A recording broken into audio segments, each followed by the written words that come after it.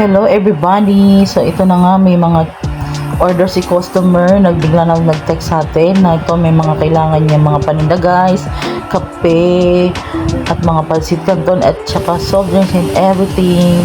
So yun nga guys, mga tanghali na no, nag-text si customer, kami kumakain pa at bigla nga siyang nag-text. So sabi ko wait lang da, maya maya konti at kami apay kumakain. Sige dam, sabi niya. So, yun na guys, pagkatapos po namin kumain, so ayun, kinarga ko na-prepare ko na ang kanya mga kailangang order. At kinarga ko na nga guys. So, e-bike gaming kami ngayon, delivery rider ang EBAB.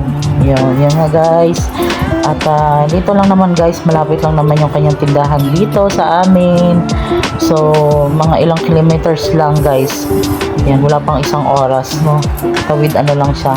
Sa mga, ang pesto niya ay sa mga palengke guys, kaya sila ay mabenta ngayon. Benta dahil sila ay nakapwesto sa palengke.